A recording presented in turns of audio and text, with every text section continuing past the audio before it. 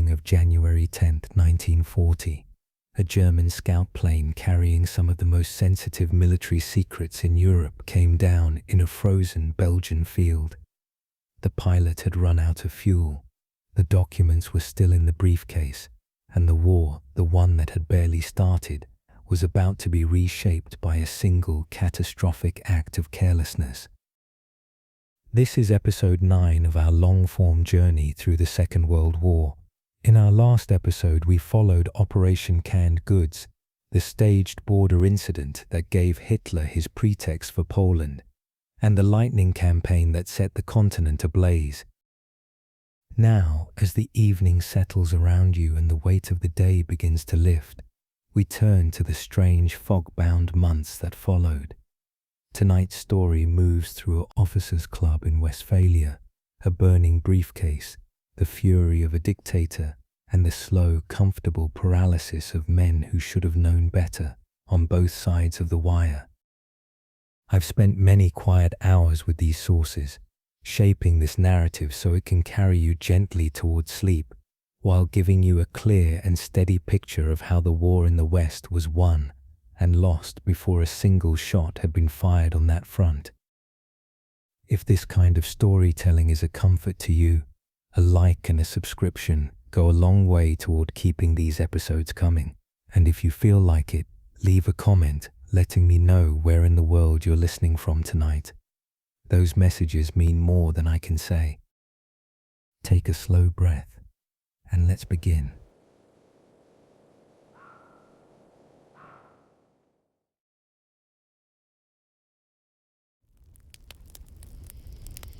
The 9th of January, 1940, Westphalia lay buried under the deep cold of the harshest European winter in a generation. The fields and roads around Münster locked beneath frost, the sky overhead a low and colourless ceiling that had been pressing down on the continent for weeks without relief. At the Luftwaffe air base on the edge of the city, the darkness outside the German officers' club was absolute, the kind of thick midwinter dark that seems to carry weight, that presses itself against glass and makes the warm interior feel like something small and carefully sheltered within an enormous night. Inside, the evening had settled into a comfortable rhythm. Beer arrived at tables and was poured without ceremony. Voices rose and fell in the easy, unhurried cadences of men with rank and no immediate obligation. The war that had swallowed Poland only months before, the war already massing itself into something vast and mechanical to the West, felt on this particular evening entirely remote. It was the kind of unremarkable evening that leaves no record of itself in the histories, except of course that this one did. Somewhere in that atmosphere of warmth and mild inattention, 2 Luftwaffe majors fell into conversation. On the surface, they were not men whose circumstances would naturally bring them together. Their frustrations were of different kinds, their ambitions differently shaped, their daily lives moving along entirely separate tracks, and yet, as the evening deepened and the beer continued to arrive, they drifted into an exchange that would harden, before the night was over, into a firm and apparently sensible plan, one that would, within a matter of hours, carry consequences far beyond anything either man had the capacity to foresee. The older of the two was Erich Hohnmans, and his unhappiness was the slow, grinding kind. He had flown in the Great War more than 2 decades earlier, had known altitude and speed and purpose, and had returned to this new conflict only to find himself marooned behind a desk. His posting kept him on the ground, administering the airfield with the careful efficiency of a man who has long since learned to hold his dissatisfaction out of his expression. For a man who had once understood the particular freedom of open sky, the routine of a base posting was a kind of quiet suffocation. The path back to active duty ran through accumulated flying hours, and in his current role those hours were not easily come by. Helmuth Reinberger's difficulty was more immediate and considerably more practical. He was a staff officer of evident ambition, the kind of man for whom an important meeting was an opportunity as much as an obligation. An influential planning conference awaited him in Cologne the following morning, and standing between him and a composed arrival was the grim prospect of a night on the trains. Winter rail travel in Germany in 1940 tested the patience of the most resigned traveller. The carriages were filled well beyond comfort with soldiers and officials, the schedules uncertain, the cold finding its way through every joint and imperfect seal. A man who surrendered himself to such a journey faced the reliable certainty of arriving at his destination, looking precisely as the journey had treated him, dishevelled, unshaven, and tired in the specific way that only an overnight train can produce. The distinction mattered to Rheinberger. Staff officers were measured not merely by what they said at such gatherings, but by how they appeared saying it, by the composure they projected, the quiet authority that only a good night's rest and a pressed uniform could fully underwrite. He had worked too carefully at his career to yield even a small advantage to something as prosaic as an overcrowded railway carriage. And so, in the amber warmth of the officers' club, with the evening settled comfortably around them, the outlines of a solution began to take shape. Hohnmans had access to a new model Messerschmitt Typhoon, a fast, modern scout plane, considerably more capable than the older aircraft he had grown accustomed to handling. There was every reason to believe that enough flying hours on light courier assignments might at last unlock a return to active duty. A dawn departure from Münster, tracing the line of the Rhine westward toward Cologne, would provide exactly those hours. It would return him, even briefly, to the one place where he felt properly himself, above the frost-locked ground, with open sky spreading outward in every direction. For Rheinberger, the mathematics were simple and welcome. A short flight meant arriving in Cologne rested and composed, with none of the railway's toll visible upon him. There was also a quieter advantage for Hohnmans that lent the plan a certain warmth. His wife lived near Cologne, and the flight would offer a rare and unexpected chance to see her. There was something almost domestic about the arrangement, the quietly satisfying kind of solution that surfaces when two men's difficulties happen to fit against each other with perfect ease. Two problems resolved by a single morning flight. Glasses were raised. The evening around them continued without any outward sign that anything of consequence had just been decided. No instinct for caution entered the conversation. Nothing paused to consider what a winter flight might encounter above the frozen fields of Western Europe, or whether a briefcase and an aircraft, lifted together into uncertain skies, might become the hinge upon which something enormous would briefly, terribly turn. By the time they stepped out into the bitter Westphalian night, it was entirely settled. The darkness closed around the airbase once more, and the two men parted ways, each of them thinking, in all likelihood, only of morning.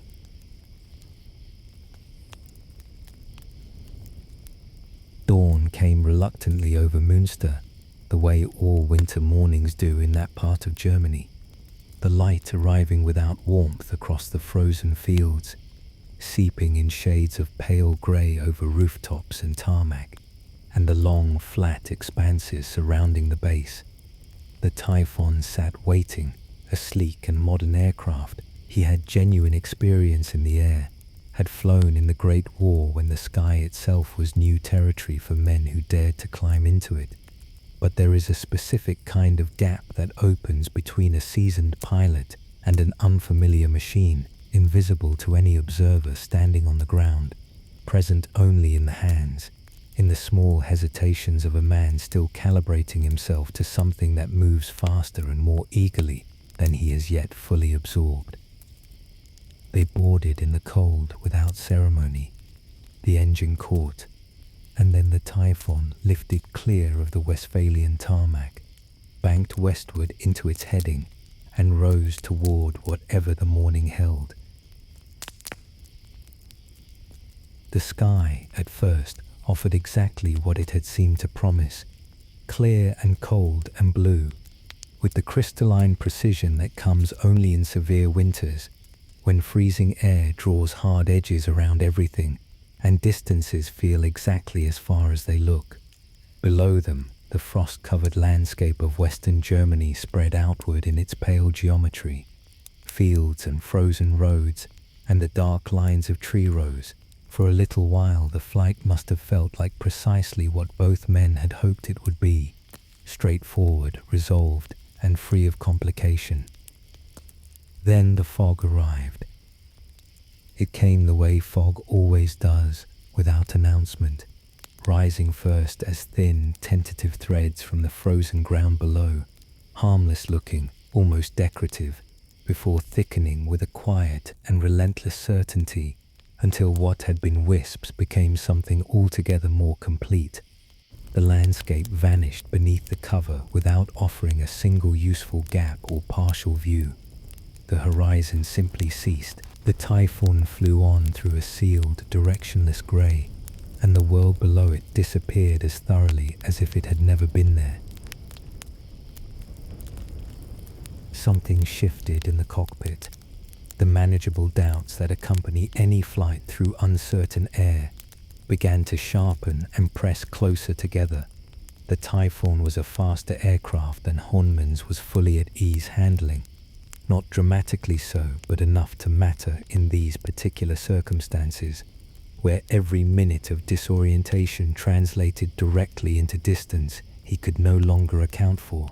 Compounding everything was the wind.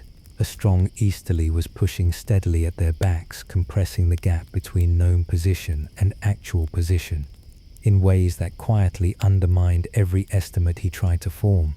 He had expected to see the Rhine by now.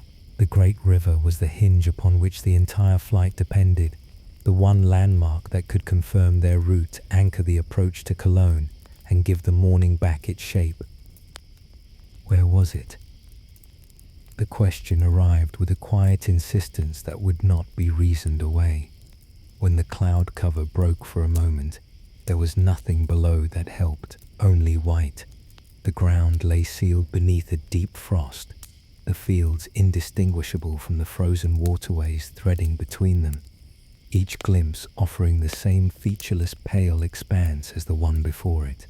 What should have been a readable geography had collapsed into a kind of blankness, stark in its own way, even beautiful, but wholly useless to a man trying to determine where on earth he actually was.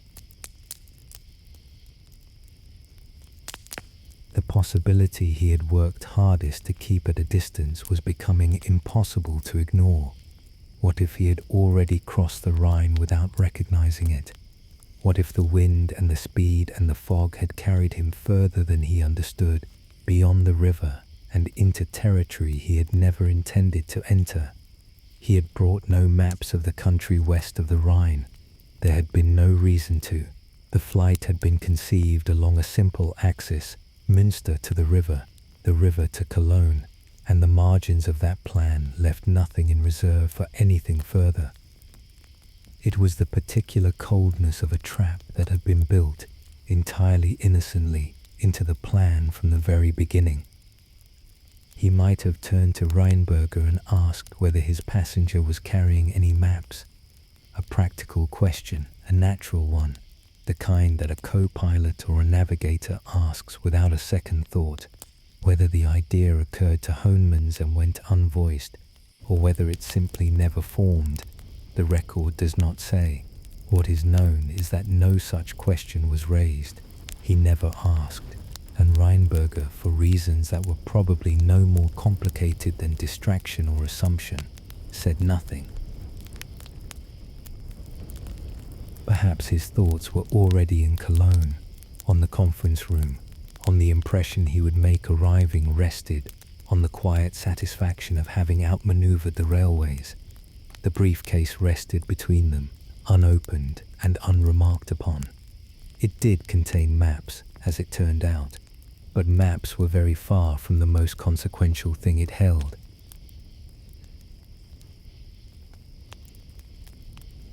By now, whatever composure the flight had begun with was entirely spent. Hunmans was circling in wide, searching arcs through the grey air, tilting the Typhon through each turn with the desperate concentration of a man hunting for something, anything that might give the world below him back its name.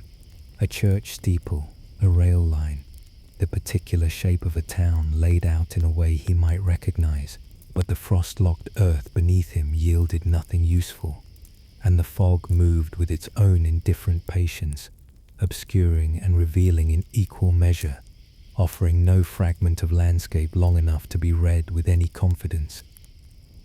The minutes were doing their own quiet damage. Each one that passed without a fix on their position was another minute of fuel consumed, another measure of the morning's margin used up. The easterly wind that had pushed them along so efficiently from Münster was still there, still pressing, and it had been pressing for some time now. Then, through a break in the cover, he saw a river. It curved through the pale landscape below with the easy authority of a major waterway, and in that moment it must have felt like precisely the kind of salvation a desperate man deserves.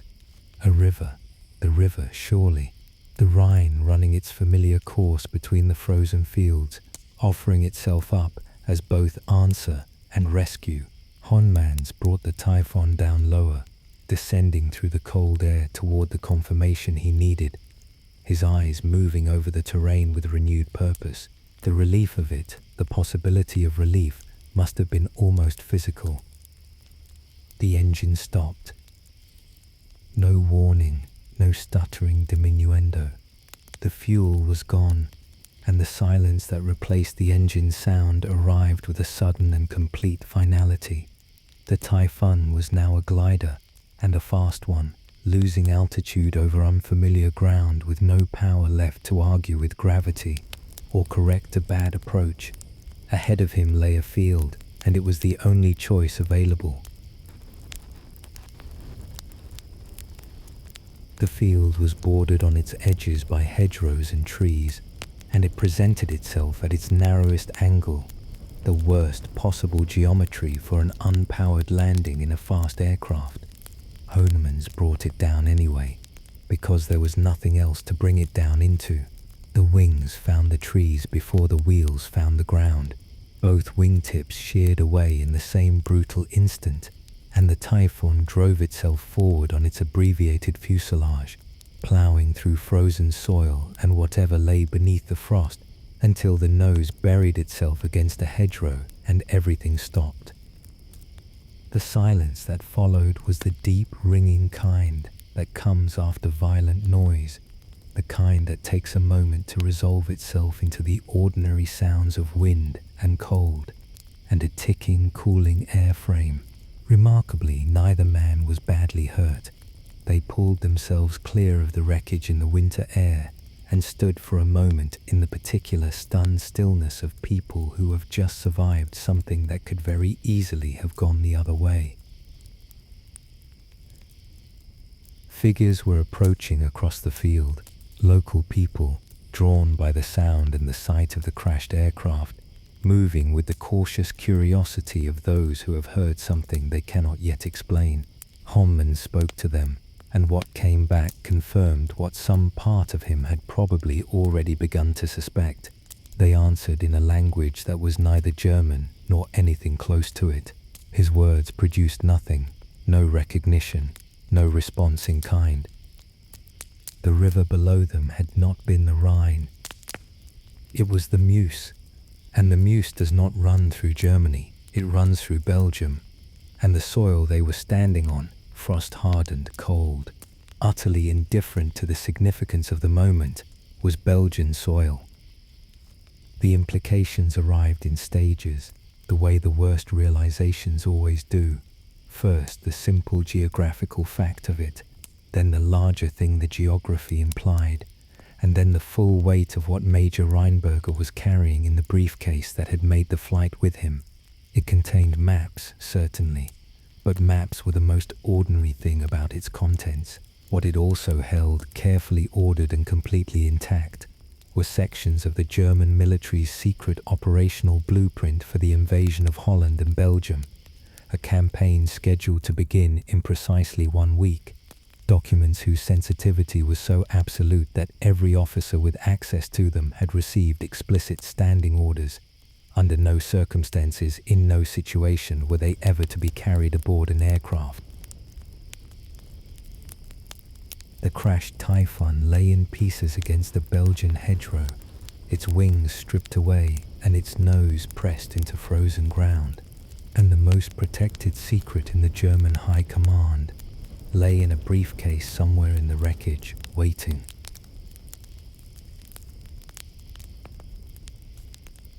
Whatever shock the crash had left in him, Reinberger moved quickly, while the wreckage settled and the cold air filled with the small sounds of a destroyed aircraft. He slipped behind a hedgerow, away from the approaching figures, away from Hohnmann's and the field, and whatever was about to unfold.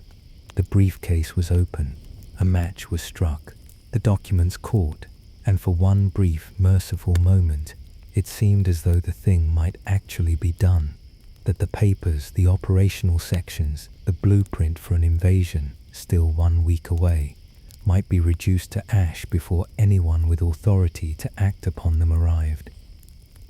The moment did not last. Belgian border guards reached him before the fire had consumed more than a fraction of what needed to be destroyed. They extinguished what remained with the brisk efficiency of men who understood, even without yet grasping the full significance of what they were looking at, that something here was worth preserving. The documents were scorched at their edges, darkened in places, but substantially intact, legible, ordered, and recoverable. Reinberger was taken in hand, the papers with him, and the 2 German officers were escorted to the nearby town of Mechelen, where the questioning could begin properly. The town was quiet in the way that Belgian border towns in January tend to be, the streets cold and unhurried, the war still something that existed elsewhere, felt only in the particular tension that had settled across the Low Countries since autumn. The interrogation rooms would have been warm enough, functional, unremarkable, bureaucratic spaces that had never been designed to hold something as extraordinary as what had just walked through their doors. The Belgian officials who first received them found themselves working through layers of uncertainty that complicated every conclusion they tried to reach. 2 Luftwaffe majors, one carrying high-grade military documents, had crashed an aircraft in Belgian territory. The sequence of facts was clear. What the facts meant was considerably less so.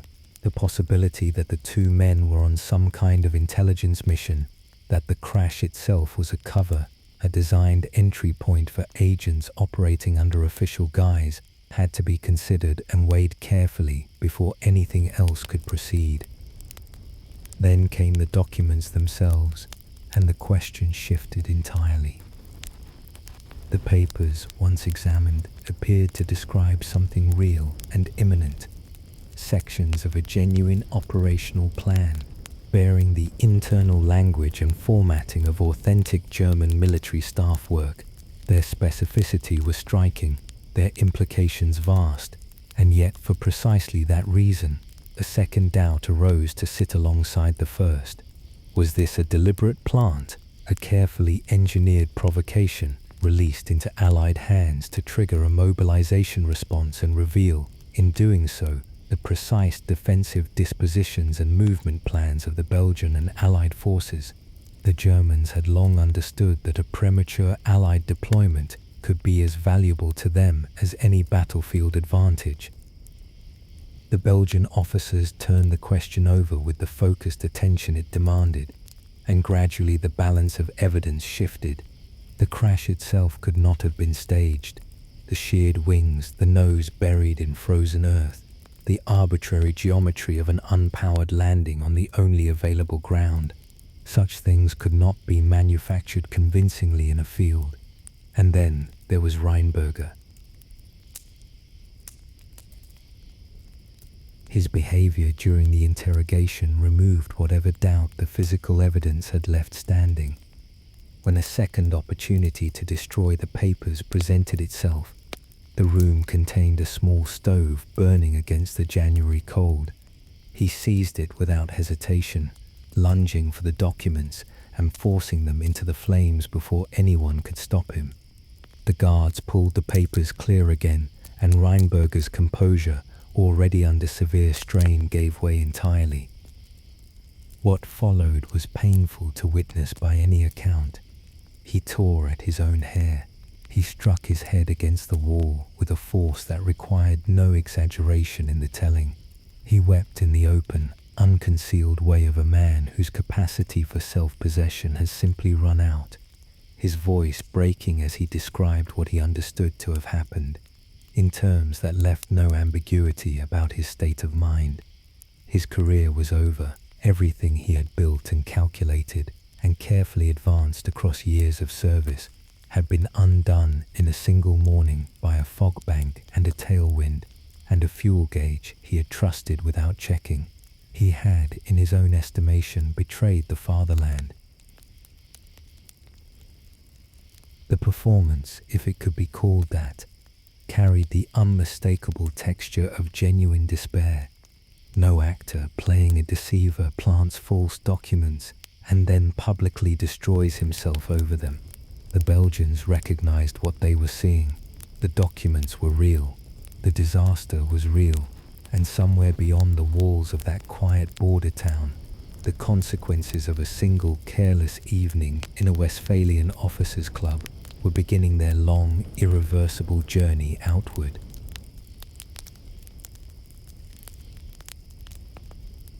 The news moved faster than either crashed officer could have anticipated. Within hours of the wreckage settling into Belgian soil, the information had been gathered, encoded, and transmitted through the channels that connected the Reich's military apparatus to its center. And by the time the short January daylight had begun to fade, it had arrived in Berlin. It landed there the way catastrophic intelligence always does, not with a single contained impact, but with a spreading pressure that touched everyone in its path and altered the atmosphere of every room it entered. At the apex of that pressure stood Adolf Hitler. General Wilhelm Keitel, who was present and who would carry the memory of it for years afterward, described what followed with the careful language of a man trying to render something almost beyond rendering in ordinary prose. The Führer, he reported, was possessed. The word carries weight in German as in English. It implies a force operating through a person rather than simply within them, something that has temporarily overrun the machinery of self-control and taken the controls for itself. Hitler's fist found the wall repeatedly. His voice delivered itself at a register and intensity that stripped the room of any other sound. The officers around him, men accustomed to his rages and practiced in the particular stillness that survival in such moments required, absorbed it in silence. The language he directed at the army's general staff was, by Keitel's account, of the lowest character available to him: incompetence, traitors. The word traitors hung in the air with a specific gravity, because in Hitler's operational vocabulary it was rarely used loosely. He invoked the death penalty with the offhand authority of a man who understood the distance between threat and action to be entirely within his discretion. Even Hermann Goering, whose rank and whose personal relationship with Hitler might have been expected to insulate him from the full force of the storm, found himself drawn into it. The Luftwaffe was his domain, and it was a Luftwaffe aircraft that had carried classified invasion plans into the hands of a neutral country. The accountability was direct and impossible to deflect, and whatever scene passed between the two men left its mark. Goering emerged from it carrying the particular combination of humiliation and fury that powerful men acquire when they have been publicly diminished by someone they cannot answer back.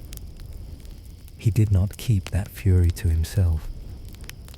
General Helmuth Felmy, who held command over Rheinberger and under whose authority the chain of events had technically unfolded, was the most immediately available point at which Goering's anger could be directed with official consequence. The dismissal was summary, delivered with the speed and finality that characterized decisions made in the hot aftermath of embarrassment, rather than the cooler deliberation of formal process. Felmy's career, substantial and previously unthreatened, was ended in the time it takes to issue an order. In the hours and days that followed, the anger transmuted, as it always did in the Reich's administrative machinery, into paper. Directives moved through the system, each one tightening what the crash had exposed as insufficiently tight. The measures governing the handling of high-level military documents, already stringent by the standards of most armies, were subjected to rigorous reinforcement. The specific prohibition against carrying sensitive operational plans aboard aircraft, which had already existed as a standing order, and which Rheinberger had violated with such elegant thoroughness, was reaffirmed with an emphasis that made its weight unmistakable. There was in all of this institutional response the particular quality of actions taken in order to be seen to be taken. The barn doors were closing, as they tend to, after the thing they were meant to contain had already left, and yet the activity was genuine enough in its own terms, the fury real, the dismissal real, the new orders carrying consequences that would reach forward into how the Wehrmacht managed its secrets for the remainder of the campaign. What the orders could not address, what no directive ever composed in anger has ever truly resolved, was the fact that the damage was already done. The papers existed, in Belgian custody, in a condition that was scorched but legible, and the question of what exactly that meant for the invasion plan, for the timing, for the entire strategic position of the Reich in the West, was one that Berlin would now have to sit with through the long, cold remainder of a January that had already given it quite enough to consider. The Westphalian Officers' Club, the beer, the friendly arrangement between two men with complementary inconveniences, all of it had come to this: a capital city in the grip of its leader's rage, rewriting its own security procedures by lamplight, and wondering how much of its most carefully protected secret was, at that very moment, being read in Brussels.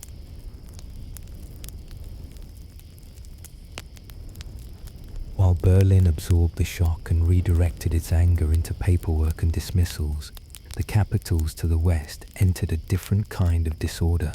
Brussels, Paris, and London each received the news of the crashed Typhoon and the recovered documents with a version of the same electric alarm, and each, in its own way, proceeded to demonstrate that alarm and effective action are under no obligation to resemble each other. The activity that followed was genuine in its intensity, and almost entirely without productive result. Staff officers moved through corridors with the brisk purposefulness of men who understood that something important had happened, and were determined to be seen responding to it. Papers were gathered and assessed. Meetings were convened. The machinery of 3 separate high commands turned over with considerable noise and very little forward motion, like engines running hard in a gear that connects to nothing. The Belgians, who had the documents in their custody and had by this point satisfied themselves of their authenticity, moved with the most decisiveness of the 3. Their forces were placed on alert, a practical and proportionate response to intelligence, suggesting an invasion was imminent. But the decisiveness ended there. The Brussels government's relationship with its ostensible allies had been poisoned for months by a mistrust so deep and so specifically directed that it had calcified into something close to policy. France and Britain were allies in principle. In Belgian eyes, they were also potential threats to the very neutrality that Belgium had staked its safety upon, permitting French troops to cross onto Belgian soil before German forces had physically violated the frontier, even with an invasion apparently 1 week away, was a concession the Brussels government found itself unable to make. The logic had its own internal consistency. Even if it left the Allied army standing in freezing rain at the border, waiting for an invitation that the Belgian government had already decided in advance, it would not extend. The French rushed forces northward to that frontier anyway, a gesture that managed to be simultaneously energetic and futile.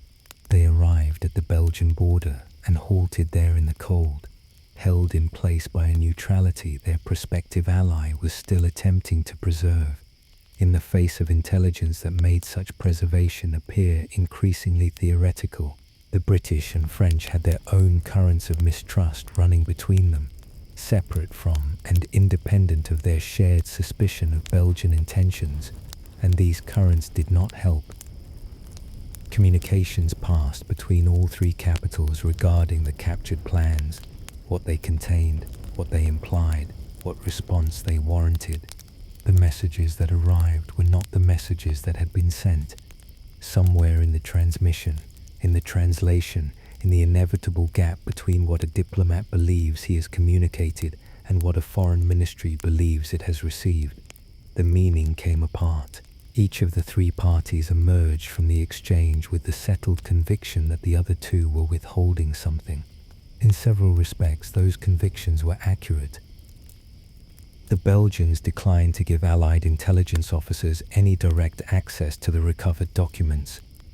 What was shared was a précis, a summary prepared by Belgian hands, filtered through Belgian judgment about what the Allies needed to know and what remained their own affair. The full text stayed in Brussels.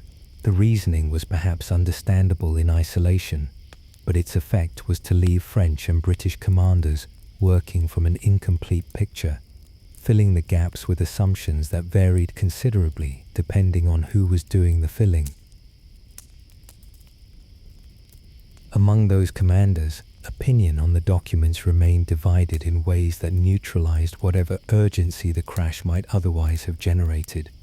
A significant number continued to hold the view that the entire episode, the convenient accident, the conveniently recoverable papers, the conveniently legible invasion plan, had the shape of a deliberate deception.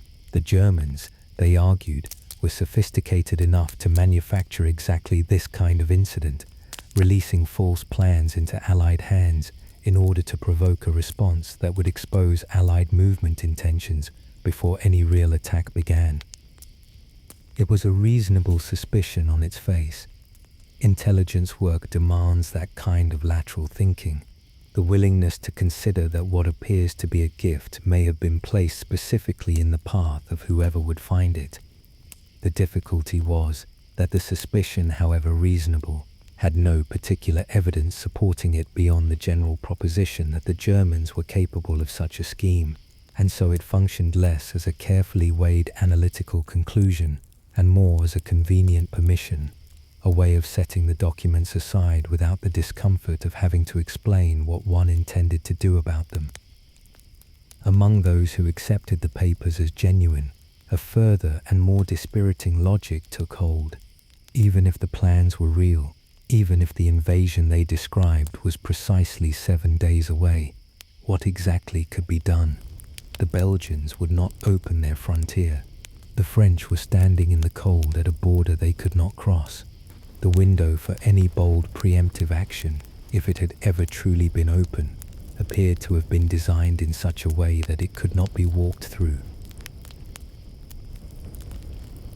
And so, across three capitals, the most significant piece of military intelligence to fall into Allied hands since the war began, was absorbed, debated, partially shared, substantially doubted, and ultimately set aside, not through any single decision, but through the accumulated weight of mistrust, bureaucratic friction, and a failure of imagination that no amount of corridor activity could conceal.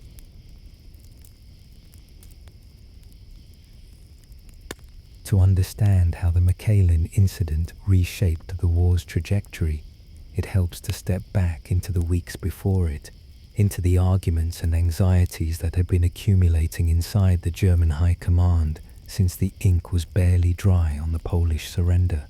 Because the crash did not interrupt a settled, confident plan, it interrupted a plan that had already been disputed, revised, postponed, and quietly undermined so many times that its survival to that point was itself something of an achievement.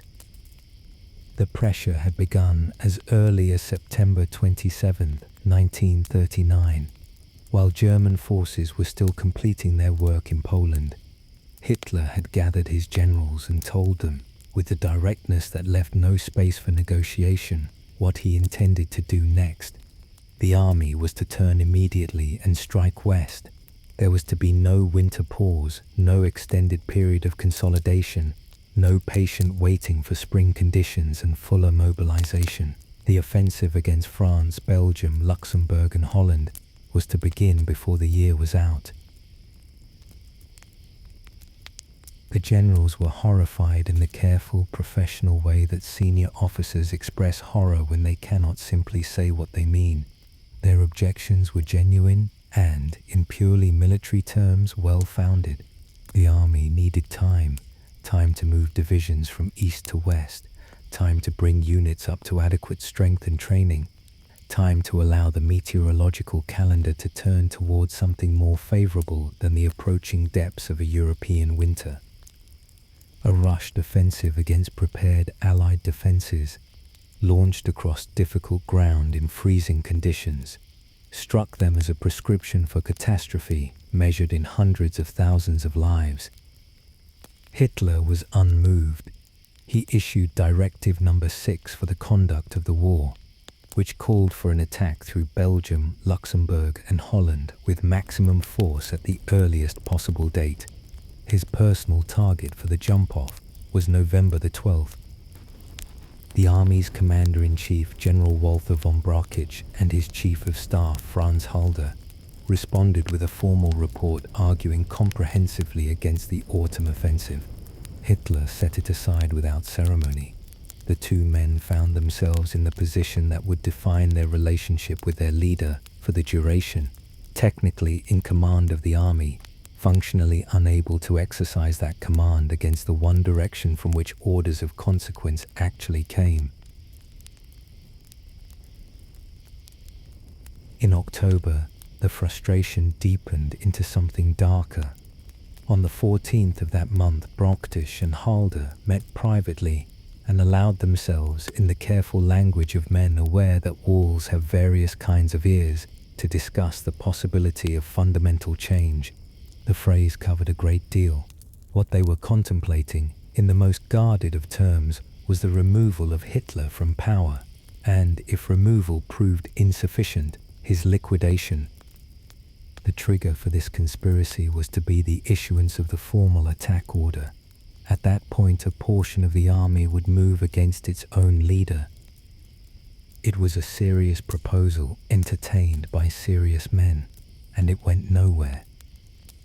Brauchitsch confronted Hitler directly, attempting once more to argue him away from the offensive.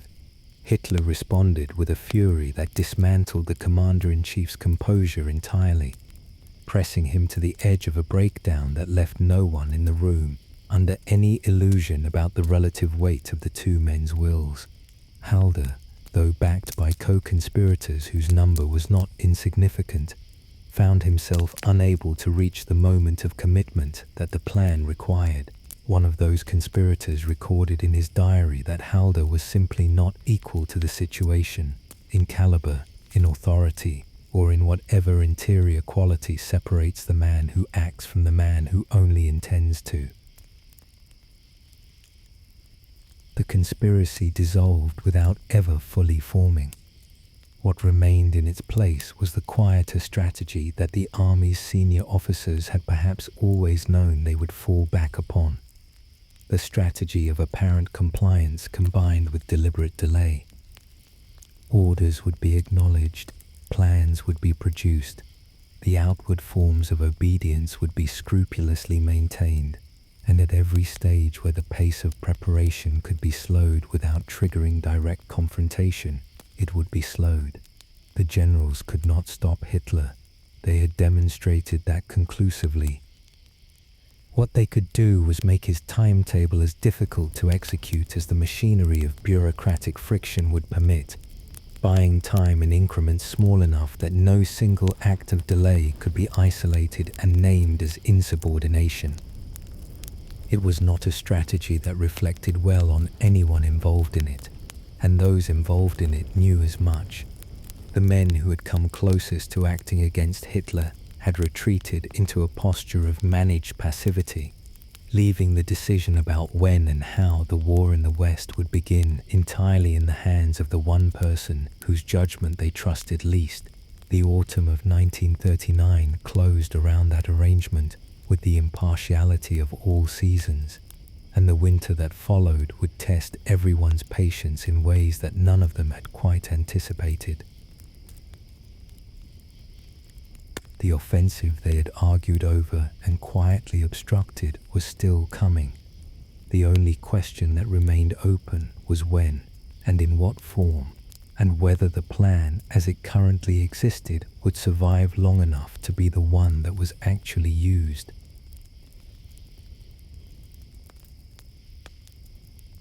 On the 19th of October, the generals delivered what had been asked of them. The plan was formal, complete, and, in the view of almost everyone who examined it with any critical eye, deeply uninspired. It provided for a straight westward drive through Holland and northern Belgium toward the Channel ports, a thrust that followed the most predictable path available and made no particular attempt to disguise that predictability behind anything resembling strategic imagination. The generals had produced it because they had been ordered to produce something, and this was what the circumstances and their own cautious instincts had assembled between them. Hitler received it without enthusiasm. The plan gave him what he had asked for, which was an offensive, but it gave him nothing beyond that minimum. He accepted it because, at that moment, he had no fully formed alternative to place alongside it, and even Hitler understood that dismissing a plan without a replacement was an argument with nowhere to go. Yet something in his thinking had already moved beyond the document in front of him. At a meeting on the 25th of October, he raised a question that his generals would later recall with the particular discomfort of men who understand, in retrospect, that they gave the wrong answer. Was it possible, he asked, to shift the primary weight of the attack southward, to drive through the forested hill country of the Ardennes and push towards Sedan, rather than committing the main effort to the flat plains of the north? The generals told him it could not be done. The Ardennes, they explained with the collective confidence of men whose professional training had given them a settled view of the matter, was unsuitable terrain for massed armoured operations. The forests were too dense, the hills too irregular, the roads too limited to sustain the kind of concentrated mechanized thrust that a decisive offensive required. It was a conclusion they held with genuine conviction, and it happened to be wrong in ways that would not become fully apparent for several more months. Hitler filed the idea away without abandoning it, carrying it forward in his thinking as a possibility the experts had dismissed, but that continued, for reasons he may not have been able to articulate with precision, to feel right. November arrived, and with it the weather that the generals had been warning about since September, the leading edge of what would become the most severe European winter in half a century. The cold descended with a thoroughness that bypassed discomfort and moved directly toward operational impossibility. Ground that needed to carry armored columns froze to depths that complicated movement and maintenance alike. The skies that the Luftwaffe depended upon for its decisive advantage closed over with the heavy, immovable cloud cover of a continental winter that had decided, apparently, to make its point emphatically. The meteorologists, who in this season held a degree of influence over German strategic planning that no military manual had ever anticipated, delivered their assessments with the apologetic precision of professionals whose news is unwelcome but whose instruments do not lie. Conditions were unsuitable. The offensive was postponed. November the 12th became the 19th, then the 22nd, then the 26th. December arrived and carried its own sequence of revised dates, the 9th, the 11th, the 17th. January offered no immediate improvement. The 1st of the new year passed without movement, then the 9th. Each postponement followed the same basic pattern. A new date would be set, carrying with it a cautious optimism that the meteorological situation might resolve itself in time. The optimism would prove unfounded. The weather would hold its position with the implacable indifference of forces that recognize no chain of command, and the staff work assembled around the chosen date would be quietly dismantled and reassembled around the next one. Considerable tinkering continued to be applied to the plan itself throughout this extended pause. Adjustments and refinements worked into the document through successive revisions. But the essential structure held. The main weight of the assault was still oriented northward, still aimed at a breakthrough around Liège and a drive to the coast. The fundamental conception that Hitler had questioned in October, and that his generals had answered to their own satisfaction, remained unchanged at the plan's core. Then, in the second week of January, one of Goering's weather specialists offered something that had been conspicuously absent from every previous forecast: a degree of genuine optimism. A period of clear winter conditions, perhaps 2 weeks in duration, could be expected. The planners, accustomed by now to disappointment, received the assessment with the wary gratitude of people who have been let down often enough to know better than to celebrate in advance. The date was set regardless, January the 17th. After months of argument and revision and meteorological humiliation, the German offensive in the West had a launch date that appeared, for the first time in some while, as though it might actually hold. It did not hold. Within days, events entirely unconnected to weather forecasts or staff revisions would force yet another reconsideration, one that would ultimately prove far more consequential than any that had preceded it. The winter of postponements had accomplished something its architects had never intended. By holding the plan in suspension through months of revision and delay, it had kept the door open just long enough for a better idea to find its way through.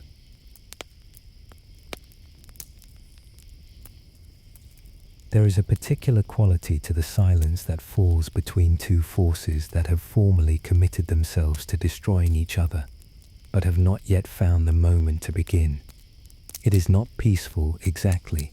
It carries too much held breath for that, too much awareness of what is coming, and yet, across the long frontier where French and German armies faced one another through the autumn and into the winter of 1939, something very close to silence was precisely what settled, a silence interrupted only by the odd skirmish, the occasional aircraft, and the strangest assortment of non-violent exchanges that any modern war had yet produced. The Allied High Command, for all its outward appearance of purposeful industry, was mired in something that looked from the inside like careful preparation and from the outside like profound inertia. Generals convened, papers moved between headquarters, plans were drawn and revised and discussed at length. The activity was real. Its relationship to the danger gathering just across the frontier was considerably harder to trace. General Maurice Gamelin, the French commander-in-chief, ventured a few token patrol incursions into German territory in the early weeks of the war. He described this as leaning against the Siegfried Line, a phrase that captured with an accidental precision he may not have intended the entire spirit of French offensive ambition in this period. The patrols were soon recalled. What replaced them on both sides of the line was something considerably harder to classify as warfare. The British, equipped with a fleet of night bombers and a firm conviction that German morale might be vulnerable to the right combination of information and shame, dispatched their aircraft over the Reich in darkness. The payload was paper, millions upon millions of leaflets drifting down through the cold night air onto German towns and cities, informing the recipients that their leaders were racketeers and barbarians, that the democracies were fighting on behalf of the German people themselves, and that the Royal Navy was steadily strangling the Nazi war economy. Whether any of these leaflets achieved the psychological effect their authors intended is a matter the historical record addresses with a certain eloquent silence. The Germans responded from the ground. Loudspeakers were positioned in the no-man's land between the Maginot and Siegfried lines, pointed toward the French positions, broadcasting band music and propaganda speeches into the cold air, with the unhurried confidence of a side that had decided information was as serviceable as ammunition. And then there were the stranger moments, the ones that belong less to the history of warfare than to some gentler and more baffling category of human interaction. Near the point where France, Germany, and Luxembourg converged, twin villages sat on opposite sides of the frontier, sharing an electrical supply whose generating plant happened to lie on the German side. When the Germans cut the current, the French responded by shelling the German village. The current was restored, the shelling stopped. When the power went out again, a German loudspeaker addressed the French positions in careful, courteous French, explaining that the interruption was technical in nature and entirely without political motivation. The French, reportedly convulsed with laughter, held their fire. Within 2 hours, French soldiers along that stretch of front were by all accounts enjoying electricity supplied by the nation they were at war with. Elsewhere, near Mulhouse, the French made a decision to demolish a steel footbridge crossing the Rhine. Before proceeding, they warned the Germans in advance. The courtesies extended in both directions with a consistency that suggested something deeper than policy, a shared reluctance perhaps, rooted in the particular memory that both sides carried of what had last happened when European armies stopped exchanging leaflets and started fighting in earnest. The generation that held command on both sides had learned its understanding of war in the trenches of 1914 to 1918, and the lessons of that education were written in a language that did not lend itself to enthusiasm for a rematch. On the home fronts, life had settled into its own strange register. In France, the restaurants of Paris remained full. Food and fuel went unrationed through the autumn and well into the winter. The blackout regulations, serious enough in the first days of genuine alarm, relaxed as the expected catastrophe failed to materialize, so thoroughly that a German reconnaissance aircraft flying over France on a Friday or Sunday evening could have followed the unbroken lines of headlights on the roads outside Paris all the way to the capital, tracking the weekend migrations of a prosperous city that had not yet fully persuaded itself that the war was its immediate concern. The fashion houses continued their collections, if on a reduced scale, a Mrs. Reginald Fellows, attending the Molyneux autumn showing, knitted socks for soldiers while the models walked, a gesture that managed to acknowledge the war and decline to be dominated by it in the same unhurried movement. It was a war without precedent in its particular texture, defined less by what was happening than by the strange suspended quality of what was not. 3 languages gave it 3 names, each one catching a slightly different aspect of the same elusive reality. The French called it the drôle de guerre, the odd war. Neville Chamberlain reached for something more atmospheric and called it a twilight war. And across the Atlantic, where Americans were watching with the detached clarity of those not yet required to have a position, the name that settled into common use was simpler, and in its flatness perhaps the most accurate of all. They called it the Phony War.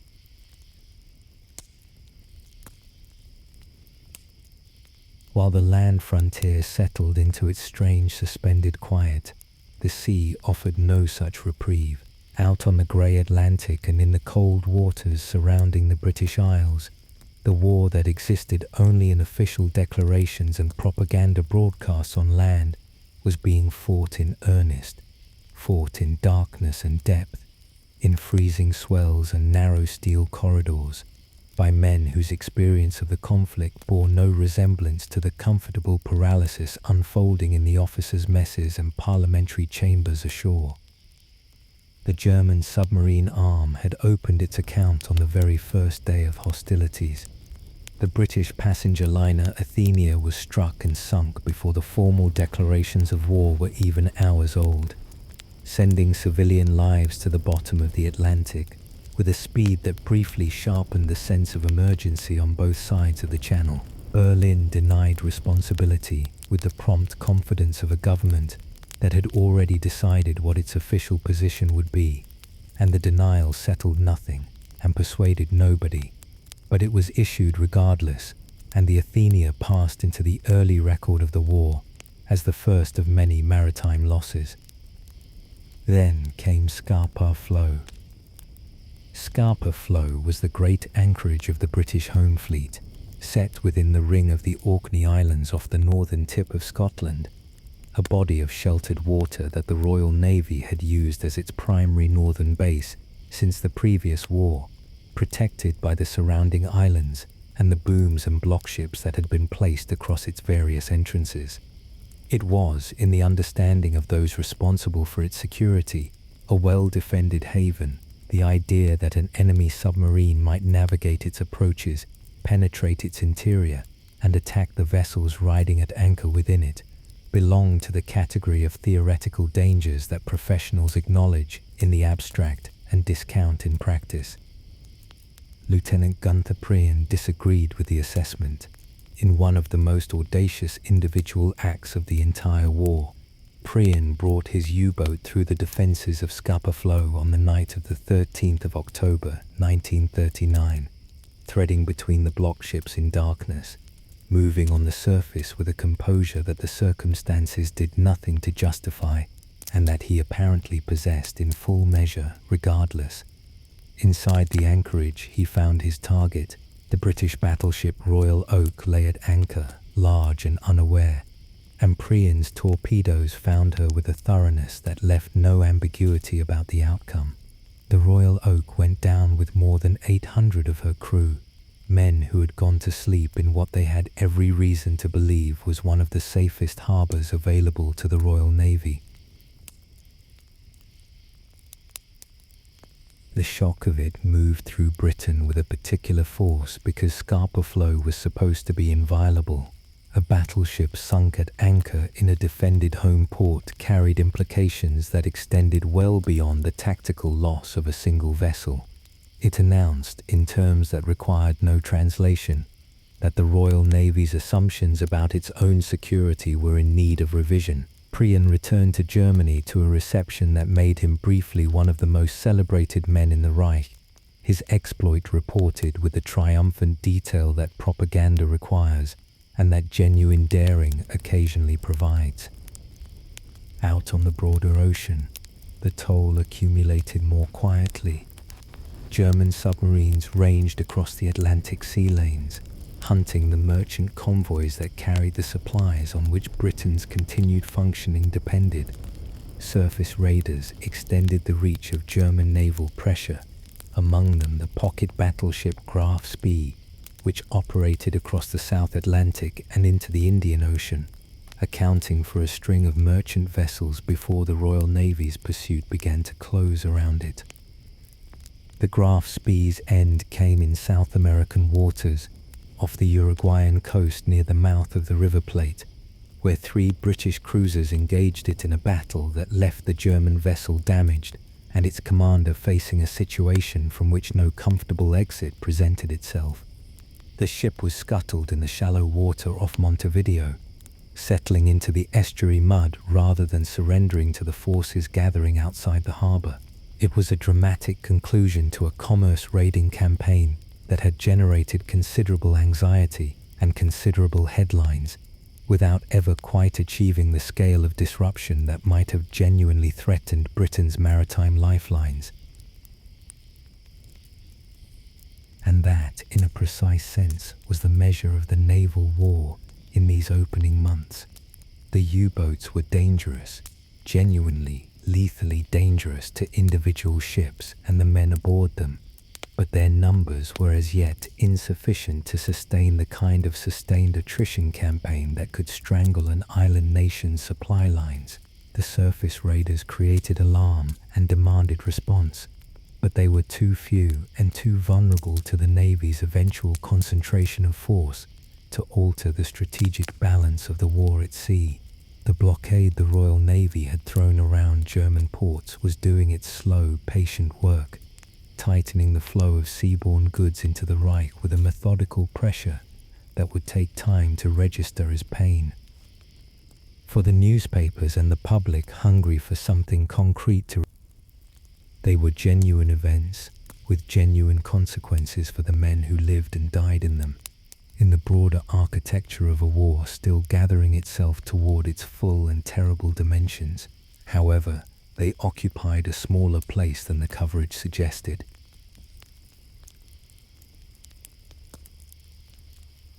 The British commitment to the war was genuine, if not uncomplicated. There was a willingness broadly shared across government and public alike to see Hitler removed from the equation of European life, a recognition that the continent could not find its way to anything resembling stability, while his particular force remained active within it. What Britain lacked in the autumn of 1939 was the instrument through which that willingness might be given meaningful military expression. The army it had been able to send across the Channel amounted to 4 divisions, 2 of them undertrained and poorly equipped, representing the opening contribution of a nation that had spent much of the previous decade persuading itself that serious rearmament could be deferred a little longer. 4 divisions, in the arithmetic of a war that would eventually consume armies of millions, was a slender offering.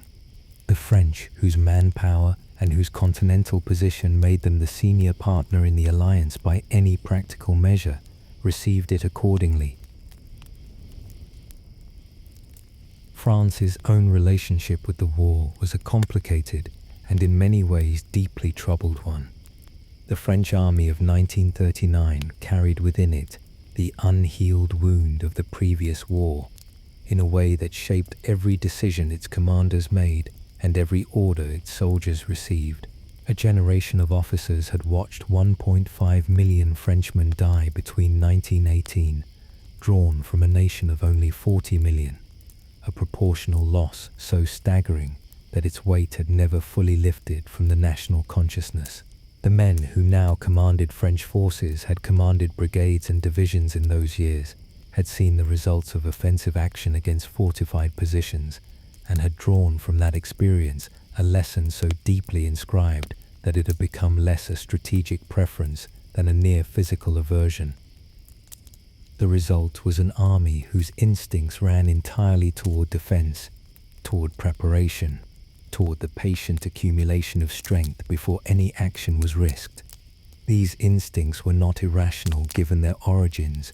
They had simply hardened over 2 decades into something that looked increasingly like an inability to act at all. Compounding the military reluctance was a political and social atmosphere in France that offered its armed forces very little in the way of sustaining conviction. Defeatist voices operated from both ends of the political spectrum. Communists who had pivoted to pacifism immediately after the Nazi-Soviet pact, and pro-fascist reactionaries who looked at the war through an entirely different lens. Between these 2 currents, the French public found itself buffeted toward a sullen ambivalence, watching its young men depart for the front with expressions that spoke more of resignation than resolve.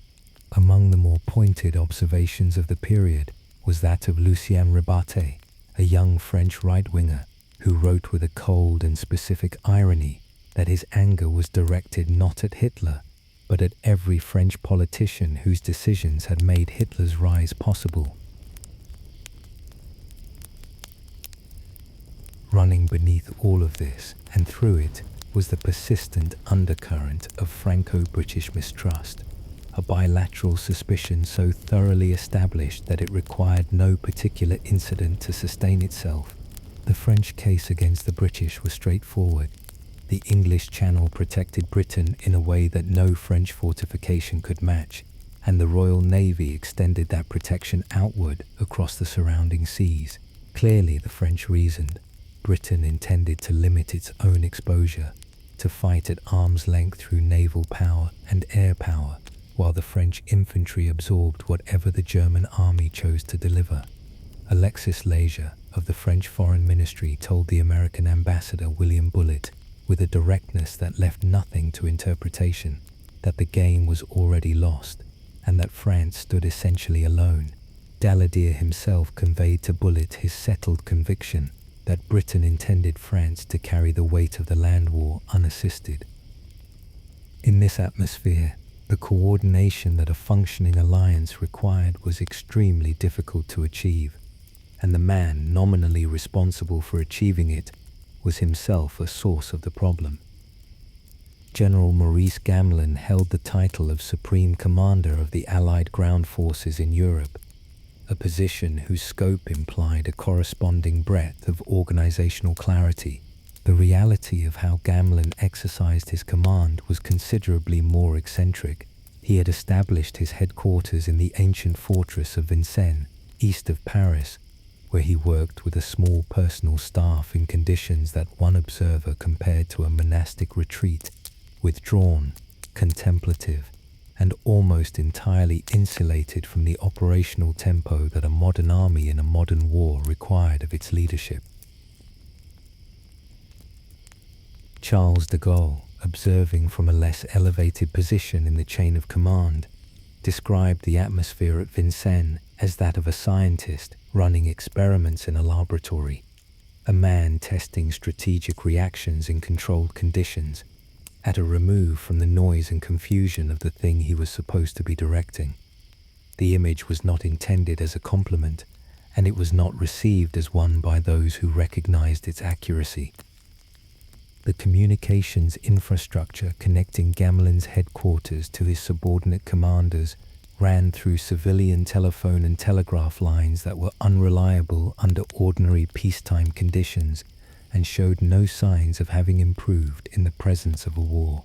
The alternative was motorcycle couriers navigating wartime roads.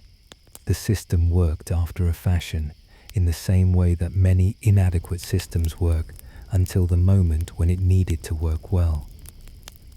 When Gamelin convened his first formal staff meeting with the British generals to explain his intentions, he spoke rapidly in French without an interpreter, at a pace and register that left his British counterparts following considerably less than half of what he said.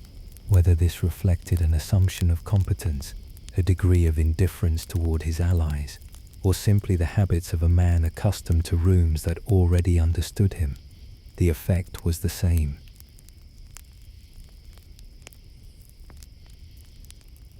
The deterioration was not confined to drawing rooms and editorial columns. It had moved, quietly and with considerable thoroughness, into the army itself, into the barracks and the forward positions, and the long stretches of fortified line where French soldiers passed their days in a condition that their commanders were reluctant to name directly, because naming it would have required doing something about it. General Edmund Ruby of the First Army surveyed what was in front of him and described it with the blunt economy of a man who had stopped looking for diplomatic framings.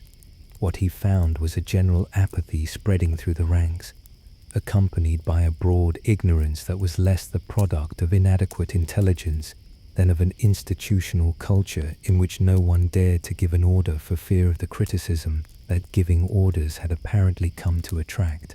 Training exercises, when they occurred at all, were treated as a form of institutional theatre, performed with the minimum energy required to constitute performance, regarded by the men conducting them as an inconvenience rather than a preparation for anything real.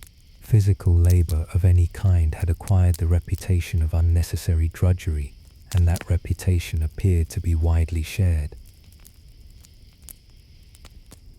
The remedy that some officers, among them Colonel Charles de Gaulle, were urging with increasing urgency was intensive training pursued with genuine seriousness and designed to accomplish two things simultaneously: to ready the men for the combat that was coming, and to give them back the sense of purpose and discipline that idleness had been quietly consuming. The proposal made sense on its face and found no traction whatsoever in the command structure above them, hampered by an organizational apparatus that had calcified around the habits and hierarchies of an earlier era. The officers who pushed for reform encountered resistance of the passive, institutional kind, the resistance of systems that have learned to absorb pressure without changing shape. Ruby's accounting of actual training time arrived at a figure that would have been remarkable in any army preparing for a major campaign. Half a day per week. Half a day measured against the gathering weight of what was assembling on the other side of the frontier in an army that had declared war on the most mechanized military force the world had yet produced. The consequences of sustained inactivity in a military force are not subtle, and they were not subtle here. Boredom moved through the units with the steady persistence of something that has nowhere in particular to go, and therefore goes everywhere. In the larger railway stations, dedicated rooms had been established to manage the specific problem of soldiers incapacitated by alcohol, spaces that their administrators had designated, with the instinct for euphemism that afflicts bureaucracies under pressure, as de-ethylization rooms. The name softened nothing about what it described, which was an army dealing with drunkenness at a scale that required dedicated infrastructure.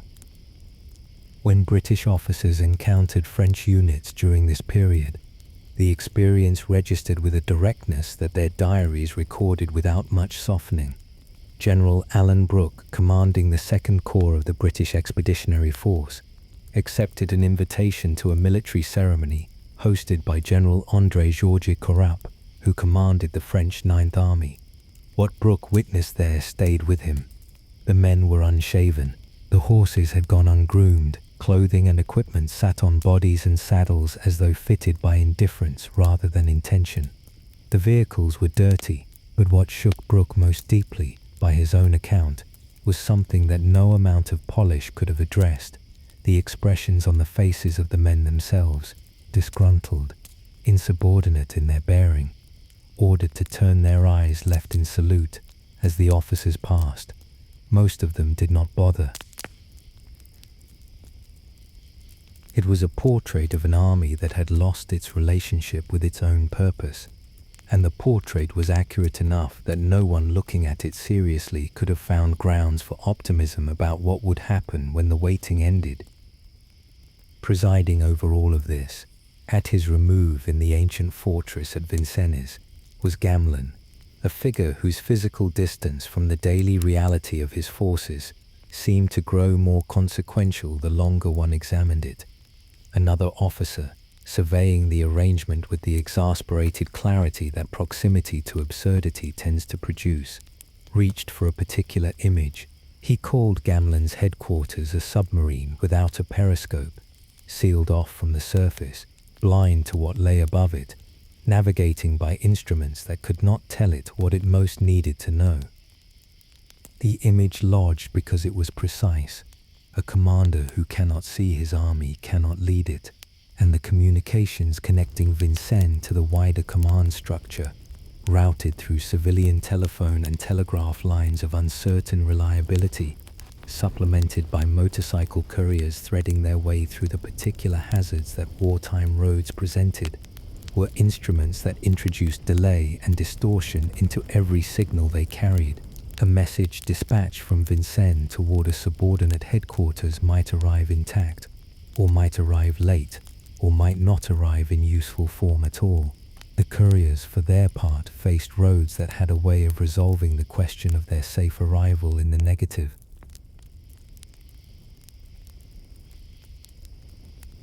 The question that hung most heavily over the Allied position in the winter of 1939, what would happen if the German army found a way through the defences to the west, was the one that the high commands of France and Britain seemed least inclined to sit with for any sustained length of time.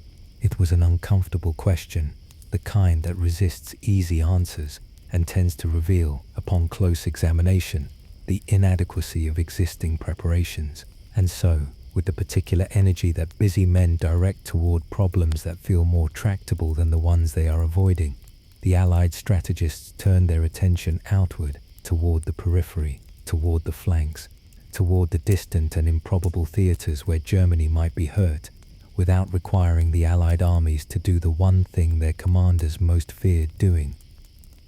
The results were, depending on one's tolerance for institutional self-deception, either fascinating or alarming. Italy presented itself as the nearest and most accessible target. Mussolini had signed his Pact of Steel with Hitler in May of 1939, binding the two regimes in a formal military alliance, and had then sidestepped his obligations with admirable dexterity by declaring Italy a non-belligerent in September, a designation that allowed him to avoid the consequences of a commitment he had made in more confident circumstances. The French and British had welcomed this development and had wisely chosen to leave well enough alone, but Italy's theoretical vulnerability remained a subject of Allied planning attention. The French army had long maintained contingency arrangements for an Alpine offensive, and the passes, while defensible, were held by a military establishment whose limitations were an open secret in every European capital. The joke circulating in German headquarters captured the situation with a precision that genuine wit occasionally achieves. Asked what response an Italian entry into the war would require, a German general replied that if Italy fought against Germany, 5 divisions would suffice to hold the Alpine passes. If Italy came in on Germany's side, 27 would be needed to give the Italians enough backbone to be useful. The mathematics told the story of an army that years of Mussolini's martial rhetoric had spectacularly failed to produce. Yet even Italy, the closest and most plausible of the peripheral options, could not hold the Allied planners' attention for long.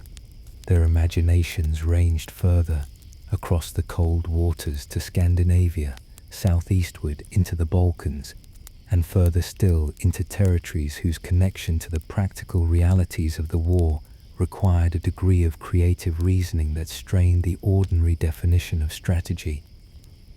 The most extravagant of these visions took shape in the Middle East. France assembled a force of roughly 40,000 men in Syria, placing it under the command of General Maxime Weygand, who had served as Marshal Foch's chief of staff at the end of the previous war, and who lent the enterprise an aura of senior authority it might otherwise have struggled to project. The force itself was an assortment of colonial units rather than a unified fighting formation, and it possessed neither tanks nor aircraft in any meaningful number. Its nominal purpose was to strike northward and sever Hitler's access to Soviet oil from the Caucasian fields, a scheme that required, among other things, the movement of an under-equipped force without armored support across hundreds of miles of roadless mountains and deserts against the active resistance of Soviet forces, whose motivation to defend their own territory could reasonably be assumed to be considerable. How exactly this was to be accomplished was a question the planning documents left largely unaddressed. The broad outlines were available, the operational specifics had apparently not yet presented themselves for resolution. There was a pattern running through all of these schemes that becomes visible when they are laid alongside one another. Each one was oriented away from the primary threat. Each one required conditions, geographic, political, military, that did not exist and would require substantial effort to create. Each one offered the Allied High Command the psychic satisfaction of appearing to act offensively while keeping the armies safely away from the one confrontation they had been told, by everything in their experience, to avoid at almost any cost. The German army was gathering itself in growing strength and with increasingly radical intent along the western frontier. The question of what to do about that was the question the Allied strategists had committed themselves, collectively and with impressive thoroughness, to not quite answering. The plans for Syria and Scandinavia and the Caucasus proliferated in the meantime, with the comfortable productivity of thinking that knows it will not immediately be tested against reality. A British general who had watched this process unfold from close enough to understand what he was seeing, reached for a cultural reference that the period made available. He called the Allied strategists of this period the Crazy Gang, borrowing the name from a troupe of comedians then performing on the BBC. The comparison was not offered as a compliment, and it did not require much elaboration to make its meaning clear. The comedians, at least, knew they were performing.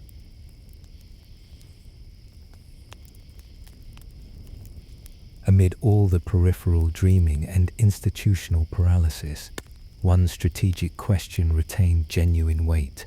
What would the Allied armies actually do when the Germans came from the west? The answer that French military planners had arrived at, through careful reasoning, applied to what they believed they knew about German intentions, had the logic of a response shaped entirely by the attack it expected to receive, which is to say, it was a response already pointed in the wrong direction. The assumption was straightforward enough. The Germans would not assault the Maginot Line directly. Its layered underground fortifications, positioned along the Franco-German frontier at intervals of a quarter to half a mile, represented too formidable an obstacle for any rational attacker to choose as a primary avenue. A flanking movement through the Low Countries was the obvious alternative, and the Allied plan was built around meeting it. When the German advance came through Belgium and Holland, French and British forces would move rapidly northward to receive it, anchoring themselves to the existing Belgian fortifications and transforming the whole into an effective northern extension of the Maginot system. The plan had a coherent logic. It also had a fatal assumption built into its foundations, though no one in the Allied High Command had yet found a reason to disturb it. On the German side, across the months of argument and postponement that had defined the winter, a small number of officers had been pressing with increasing intensity for a fundamentally different conception of where the decisive blow should fall. The most persistent and articulate voice among them belonged to General Erich von Manstein, who served as Chief of Staff to General Gerd von Rundstedt's Army Group A, the formation designated to execute any thrust towards Sedan in the south. Manstein's argument had been building across a sustained campaign of memoranda, each one endorsed by Rundstedt and forwarded to Supreme Headquarters, each one making the same essential case with greater elaboration and sharper supporting detail. The existing plan, however refined, was aimed at winning a battle. A battle, in Manstein's analysis, was insufficient. The objective had to be the destruction of the Anglo-French forces in their entirety, a decisive, annihilating stroke that left no possibility of the kind of stabilized stalemate that 1914 had produced and that had consumed 4 years and a generation of European men before it resolved. The instrument for such a stroke was already implied in the terrain. if one was willing to look at it without the assumptions that conventional military judgment had layered over it. The Ardennes, the forested, hilly region that stretched across southern Belgium and Luxembourg toward the French city of Sedan, had been dismissed as unsuitable for armored operations by virtually every professional who had formally assessed it. Too wooded, too broken, too constrained by its road network to support the concentration of mechanized forces that a decisive offensive required. Hitler had been skeptical of this consensus since October, when he had raised the Ardennes option at a planning conference and been talked out of it by his generals with a confidence that, in retrospect, they had not entirely earned. The French army had, in 1938, conducted maneuvers in which a simulated German force of 7 divisions, supported by armor, attacked through the Ardennes towards Sedan, and the exercise had ended with the defense routed. Whether this particular war game was known in Berlin is uncertain, but the terrain that had supposedly rendered the option impossible had already been tested, and it had cooperated rather more than the conventional assessment suggested it would. The forests, moreover, offered something the open northern plains could not: concealment. Entire armored divisions could be assembled and positioned beneath the tree cover without becoming visible to Allied reconnaissance aircraft. The wooded hills were not merely passable, they were, for a force that understood how to use them, a strategic asset. Manstein's memoranda never reached Hitler directly. The Wehrmacht's senior staff, who regarded Manstein's persistent advocacy with something between exasperation and professional jealousy, ensured that the proposals were absorbed and redirected rather than passed upward. But their cumulative pressure on Brauchitsch and Halder was slowly taking effect, and when the Mechelen crash forced a fundamental reconsideration of the entire offensive plan, the arguments that had been building for months were suddenly available to fill the space that the crisis had opened. The convergence came in February. Manstein, long overdue for a field command, had been transferred from the staff to lead an infantry corps, a reassignment that removed him from the planning process, while giving his superiors the satisfaction of having acted on a pending administrative matter. As was Hitler's custom when generals were elevated to new senior commands, he received 5 newly posted corps commanders at dinner in Berlin on February the 17th. Manstein was among them, and the right talker had found the right listener. Over dinner, Manstein outlined his plan with the full professional clarity of a man who had been rehearsing the argument for months and knew exactly where its force resided. Hitler, who had been carrying a version of the same intuition since October, received it with the focused enthusiasm of someone hearing his own thinking, articulated with the precision it had previously lacked. The following noon, Halder arrived with the latest General Staff revision, which had incorporated the essential elements of the Manstein-Rundstedt concept and developed them further, while Halder, with a composure that impressed some observers and irritated others, suggested that the ideas had been his own from the beginning. Hitler threw himself into the final refinements with an energy that the months of stalemate and frustration had been storing up. By the 24th of February, the plan was complete, and it bore no resemblance to the uninspired thrust of October. The main weight of the German offensive would drive through the Ardennes, cross the Meuse at Sedan, and cut westward to the sea, catching the Allied armies advancing confidently northward into Belgium from behind. The attack was scheduled for May.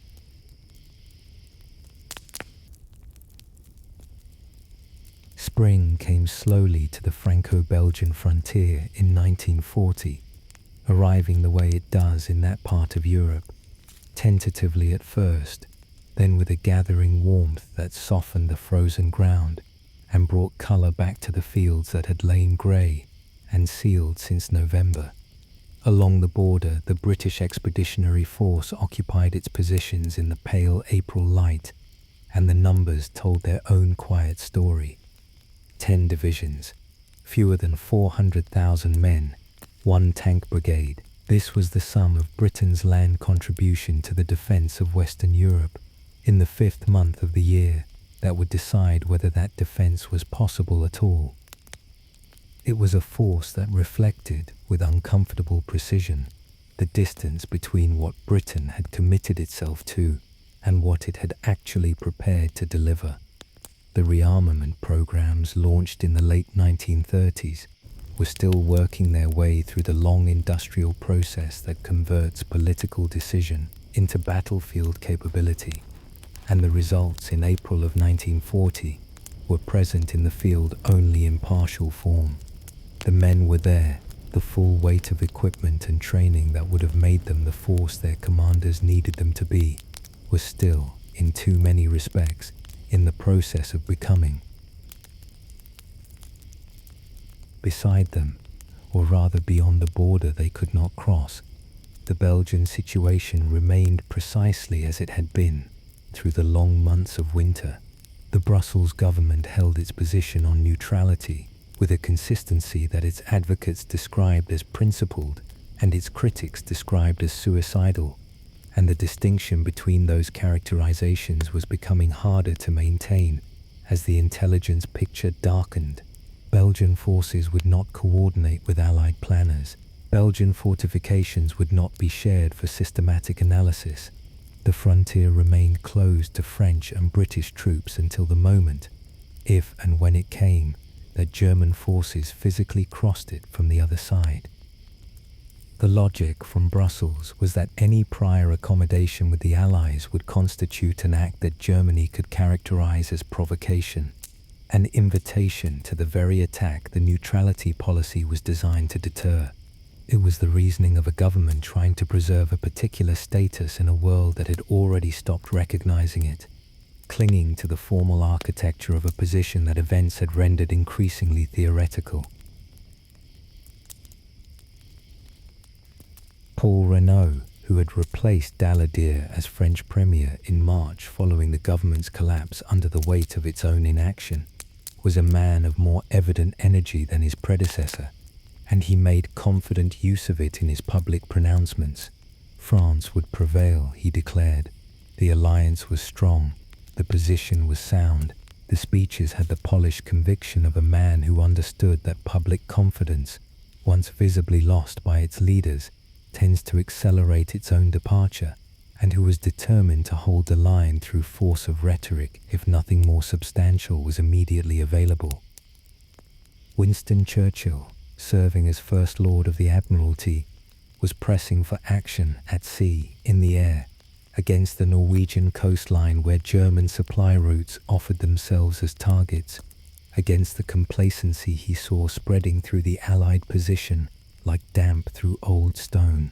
His energy was genuine and his frustration palpable, directed at a Prime Minister in Neville Chamberlain, whose instincts still ran toward caution and whose government still carried the particular weight of Munich, of having once chosen accommodation over confrontation and having watched that choice fail in slow motion over the years that followed.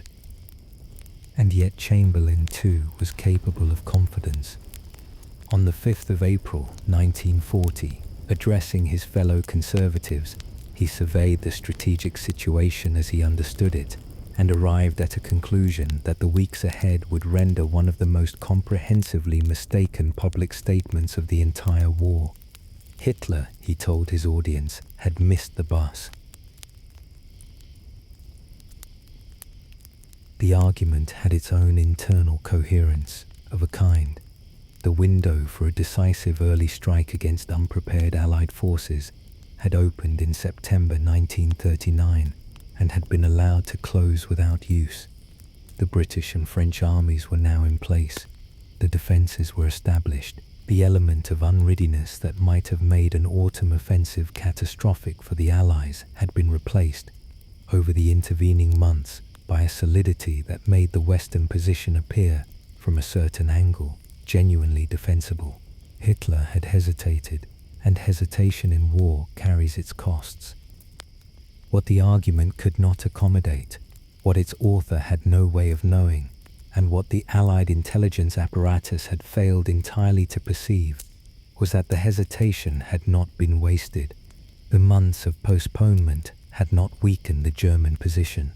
They had transformed it. The uninspired plan that Chamberlain's reasoning might have applied to had been set aside and replaced through a convergence of persistent advocacy and receptive ambition with something altogether more radical and more dangerous. The bus that Hitler had allegedly missed was not the one now approaching. The vehicle that was, at that moment, rolling toward its departure point was moving along a different road entirely, one that led through the forested hills of the Ardennes, across the Meuse at Sedan, and into the unguarded space behind every assumption the Allies had built their defense upon. The spring lights lay softly over the frontier. The soldiers in their positions went about the familiar routines of waiting, and the plan that would end the waiting, refined, sharpened, and scheduled for the 10th of May, sat complete in its folders in Berlin, carrying within it the shape of everything that was about to happen.